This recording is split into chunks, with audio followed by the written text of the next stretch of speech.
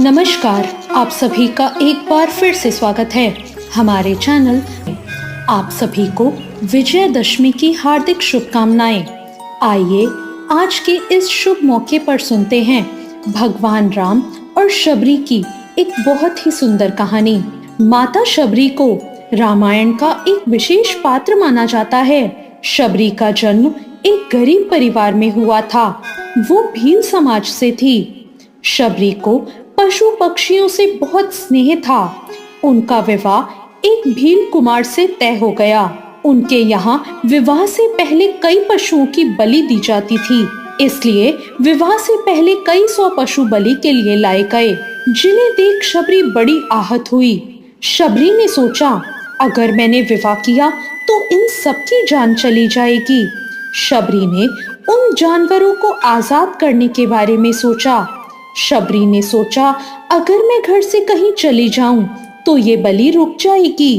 जब मैं ही नहीं रहूंगी तो विवाह भी नहीं होगा और ना ही ये बलि की प्रथा होगी। और शबरी ये सोचकर अपनी परवाह किए बिना जंगल की तरफ भाग गई। जंगल में चलते हुए वो ऋषिमुख पर्वत पर पहुंची। वहां करीब 10,000 ऋषि रहा करते थे।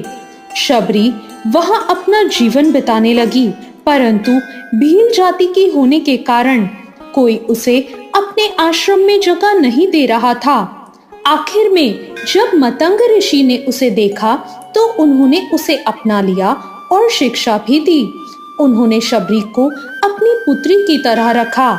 शबरी ने अपने गुरु की सेवा में कोई कसर नहीं छोड़ी।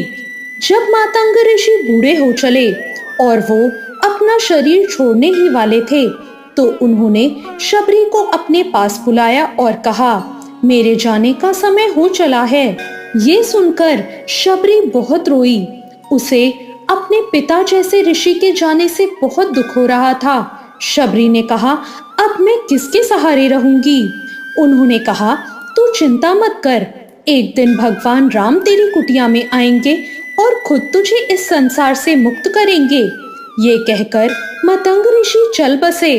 अब शबरी हर रोज अपनी कुटिया को साफ करती, रास्ते में आने वाले पत्थरों और कांटों को हटाती, ताकि जब श्री राम के आने का समय हो तो उनके पैर में कांटे नहीं चुभें। अपनी कुटिया को फूलों से सजाती और हर वो काम करती जिससे श्री राम के पधारने के बाद उन्हें कोई असुविधा ना हो। शबरी रोज ताजे फल और बेर तोड़कर श्री राम के लिए रखती। हर कोई शबरी को ये करता हुआ देखकर पागल समझता, लेकिन शबरी फिर भी श्री राम की राह देखती रहती। एक बार आश्रम के पास के तालाब में शबरी पानी लेने गई। तभी वहां किसी ने उसे अछूत कहते हुए एक पत्थर मार दिया। अब वो पत्थर जब शबरी को लगा तो उसे चोट लग गई और खून बहने लगा। उसके बहते हुए खून की एक बूंद उस तालाब के पानी में गिरी तो पूरा तालाब का पानी खून में बदल गया। ये देखकर सबने कहा कि पापिन, तेरी वजह से पूरा पानी खराब हो गया। रोज कई ऋषि उस पानी को साफ करने के लिए कई तरह की विद्याओं का इस्तेमाल करते, लेकिन सारे जतन करने के बाद भी वो जल साफ नहीं हो सका। फिर उन्होंने गंगा जैसी कई पवित्र नदियों का जल भी उस तालाब में डाला, फिर भी वो पानी साफ नहीं हो पाया। कई सालों बाद भगवान राम अपनी पत्नी सीता को ढूंढते हुए उसी तालाब के पास पहुंचे। ऋषि मुनियों ने भगवान राम को पहचान लिया।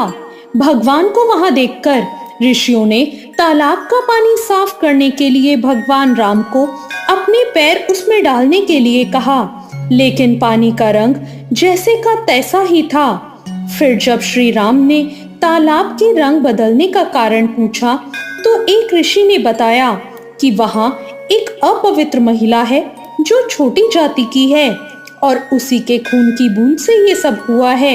उसी वक्त भगवान राम ने कहा, आप ये सब खराब वचन क्यों कह रहे हैं? शबरी के लिए इस तरह के शब्द बोलकर आप लोगों ने उसे नहीं बल्कि मेरे दिल को घायल किया है। इसी घायल दिल के रक्त का प्रतीक ये तालाब का लाल पानी है। अब शबरी को भी भगवान राम के आने का पता चल गया और शबरी भी वहां पहुंच गई। और शबरी के पैर को वहां पहुंचते ही ठोकर लगती है और उसके पैर की धूल उस तालाब में गिर जाती है और तभी सारा पानी अचानक साफ हो जाता है। तब भगवान राम कहते हैं, आप लोगों ने सब कुछ किया लेकिन पानी साफ नहीं हो पाया और सिर्फ शबरी के पैर की थोड़ी सी धूल से ही तालाब का सारा पानी साफ हो गया। आखिरकार शबरी की प्रतीक्षा भी पूर्ण हुई, उनका विश्वास रंग लाया। शबरी ने भगवान श्री राम का स्वागत किया और कहते हैं शबरी उन्हें आश्रम ले गई और श्री राम को स्वयं चखकर सिर्फ मीठे बेर खिलाए, जिसे भगवान राम ने झूठे होते हुए भी भक्ति के वश में होकर बड़े ही प्रेम से खाए। शबरी की भक्ति देखकर श्री राम ने शबरी को मोक्ष प्रदान किया। तो ये थी आज की एक बहुत ही सुंदर कहानी। आपको आज की ये कहानी कैसी लगी कमेंट करके जरूर बताएं। कहानी अच्छी लगी हो तो वीडियो को लाइक जरूर करें। साथ ही मेरे चैनल भक्ति सब्सक्राइब करना ना भूलें। धन्यवाद।